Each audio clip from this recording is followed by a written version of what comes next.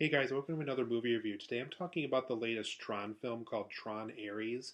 This is the third installment in the Tron franchise. Similar to Tron Legacy, it serves as both a reboot and a sequel to the overall Tron franchise.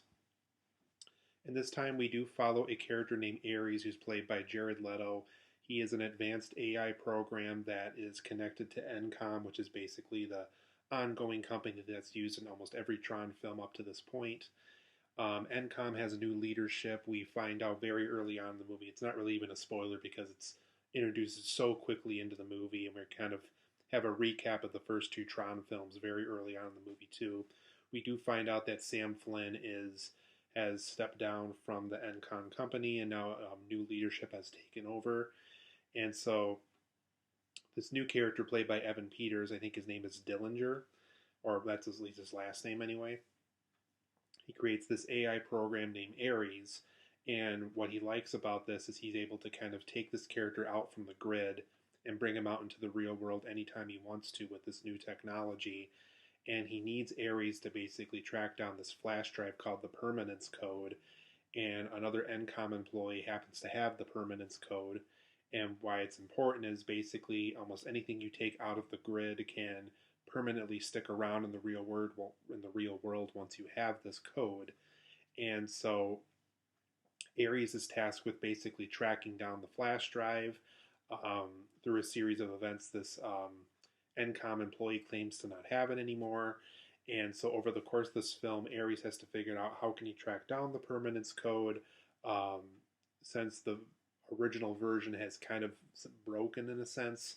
How can he find a backup? Who can he track down to basically find a backup of that? Can it be, extracted from somebody who happens to know about it? And so all these questions are answered over the course of Tron Ares, and we also follow the journey of Ares as well as other characters from the grid making their way into the real world and experiencing our world for the first time from the perspective of characters who have always lived in the grid and almost pretty much only know the world that we know through knowledge that they have in the grid.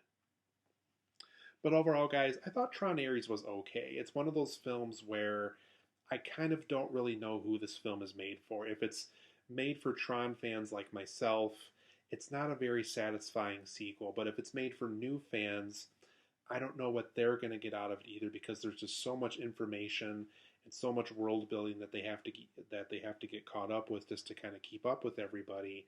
It's kind of hard to clarify who exactly this film is made for, and I think that's kind of the biggest trouble this film faces is this for the fans? Is it for new people trying to get into Tron? Is it for Nine Inch Nails fans because they have such a huge role in the soundtrack of the movie? It's just a very difficult film to pinpoint what exactly they were trying to do here. As a Tron fan, there's things about it that are good, but there's also things about it that are just kind of frustrating. And because I am familiar with the Tron lore enough up to this point, um, it's just very difficult to pinpoint who exactly this film is made for. And I think that's kind of overall how I feel about the film, too. But for my positives and negatives of Tron Ares, first and foremost, the Nine Inch Nails soundtrack is absolutely fabulous for this film. They did a great job with the music. It definitely feels like something you would hear from the Tron franchise up to this point. And I think it's interesting, too, that we've had three different bands do three different scores for these movies. We had Journey do music for the first Tron movie, Daft Punk do the score for the second film, and I really, really like their score in that movie. And now we have Nine Inch Nails doing the score for this movie. So we've had three really good bands be a part of the Tron franchise up to this point. And so if you're a huge fan of that band, I think Trent Reznor is kind of an Atticus Fincher, like the big names for that band. You're going to really like what Nine Inch Nails did with the soundtrack of this film. It's very, very good, and it very much fits the tone and the overall story of this film very, very well also. I also thought the visual effects were quite good in this movie. There's a lot of scenes where characters and scenery and weapons from the grid are taken out of that world and placed into our world. And it's very, very well done. It really does feel like those images we saw throughout those first two Tron films are kind of extracted and placed into our world. And it feels like it fits in very, very well. So I thought visual effects wise, the film did a great job with that as well. I also like the overall retro look that the grid has whenever we're going back into the grid, after we've seen characters being taken into the real world. I also like how the grid is more so kind of something you would see in that first Tron movie, and kind of how that would be upgraded into today's times, while also kind of keeping that retro feel. Because I know Tron Legacy kind of kept it to just high tech new stuff. This time around, it's more so when we're inside the grid, it's more of a retro kind of look. It does kind of feel like something from the 1982 Tron film, where it kind of has that neon pajamas kind of look to it, um, while also kind of looking like something you would see in modern day technology too. So I really like the overall retro look that the grid maintained over the course of this film. I also thought the Ares character and his motivations were pretty interesting for the most part. I do like how he's able to kind of catch on that this person that he's working for isn't a good person at all. He definitely wants to use the grid and the permanence code for the wrong reasons. And I also like how the Ares character is very much interested in 1980s um, pop culture, and he's interested in the music, and he's interested in things that we got from the 80s that are kind of still around in modern day. So I like that aspect of the character where he's um, able to take stuff like even like lyrics from songs and stuff like that, and that's kind of how his personality gets built. So I like how the longer he kind of stays out in the real world and kind of analyzes things from the 80s that kind of still made its way into modern day, is kind of the character and person he chooses to become as well. So I thought that aspect of the Ares character played by Jared Leto I thought was pretty interesting as well here. I also like how the film really tried to have the concept of what would it like if the grid made its way into the real world. How would characters respond? Who would try to take over what? Would the characters with the red lines on the suit, would they just try to take over everything with the characters with all the blue lines, which is all the good guys from the grid? What would they do to try to protect us? How would they try to protect themselves as well? So there's a lot of interesting contrast of bringing the grid from the Tron world into the real world. Tron Legacy briefly explored that a little bit, but this film really tried to kind of explore that concept a lot more.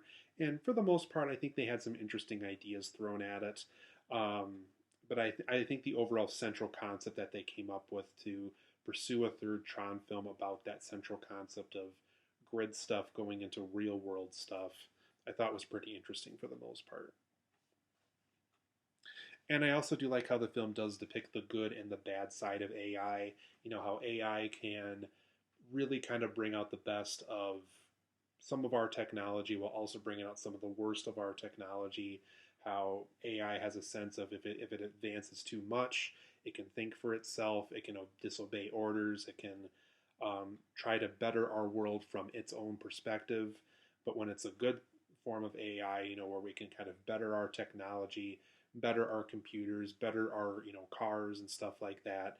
So I do like how the film does kind of depict both sides of the argument. So I thought that part of the story was pretty interesting. That there's good AI and there's bad AI, and there's kind of a mix of in between where this one aspect of AI is good while the other aspect is not so good.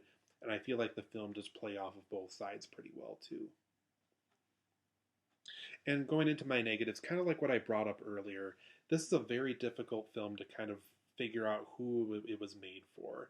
Because if it's made for Tron fans, like I said, it's not a very good follow up to the first or second Tron movie. Even Jeff Bridges, who plays Kevin Flynn in all three of these movies, he's really not in the film for very long. And so it's one of those things where, as somebody who had to wait 15 years for a Tron film, because that's how long it's been since Tron Legacy, it's really not a very satisfying follow up. And so it's really kind of too bad that this film couldn't figure out if they're just trying to acquire new fans, if they're trying to please the older fans by following up those first two films in a satisfying way. There's just not a lot of returning legacy characters here this time around to have that further continuation of the story that's satisfying in a good way. So it's a very difficult film to figure out who exactly it was made for.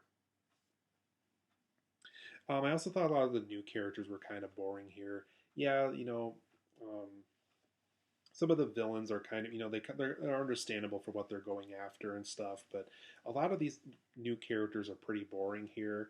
There's a character you can definitely tell that was probably going to be what Sam Flynn was going to do in the movie if they chose to continue his character from the second film.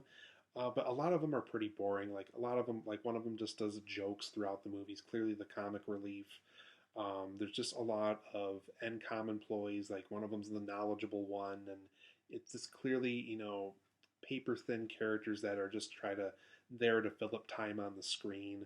So I thought some of these new characters this time around were pretty boring, and I really think they could have just followed up with older characters. Whether really convince Garrett Hedlund to come back and stuff like that. So I thought some of these new characters were pretty boring this time around, unfortunately.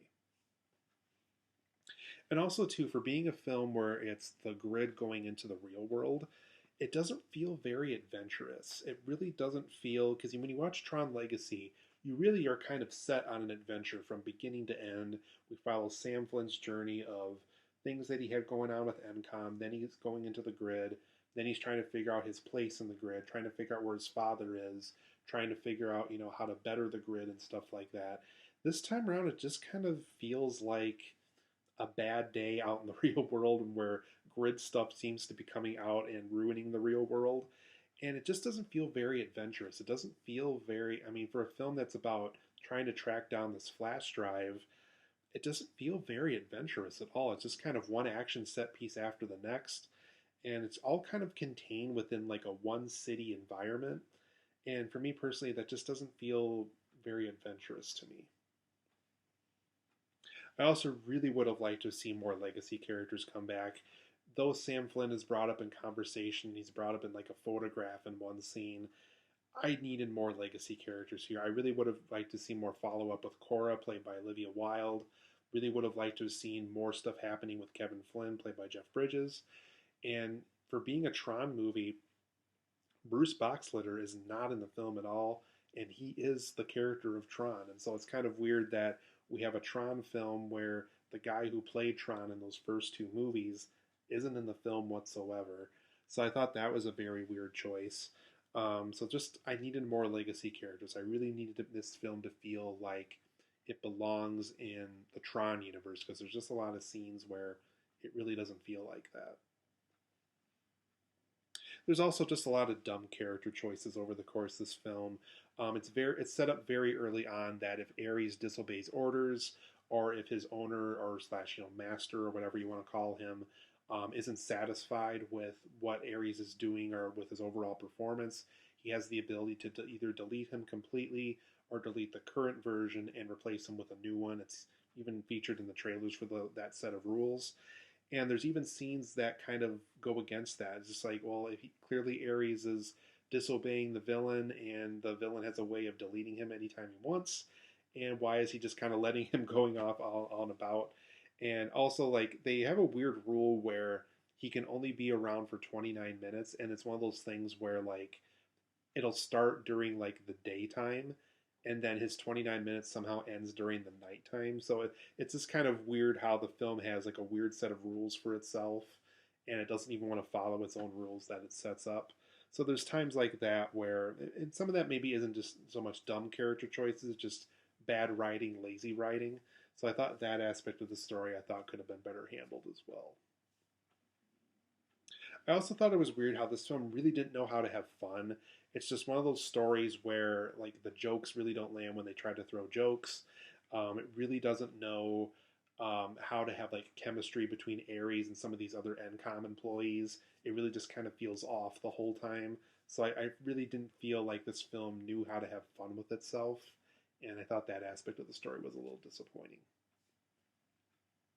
I also thought this film had a really weird view on technology. It's one of those films where it has all this belief on how advanced AI is, and they have all these advanced tools and computers and tablets to work with.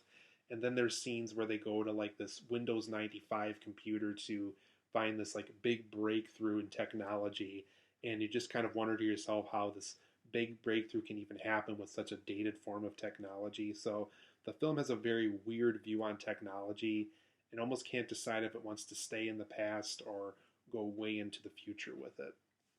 But overall, I'm going to give Tron Ares a 7.5 out of 10. I think it's an okay film. There's things about it that are really good, like the Nine Inch Nails soundtrack, the visuals, the retro look for the grid, bringing the grid into the real world, the goods and bads of AI. But there's a ton of negatives along the way here. And I really do want to emphasize this again. I really don't know who this film was made for. If it's made for Tron fans, it's not a very satisfying sequel. And if it's made for the new fans, I don't think they're going to be very interested in learning more about the grid based off this story alone. But 7.5 out of 10 for me. It's an okay film. It's a very flawed film, too. So it's an okay film. I liked parts of it, but I really didn't like other parts of it either. So I would say rent or stream this one when it gets to Disney Plus. I think that's probably the best way to enjoy this film because it's a pretty flawed film, unfortunately.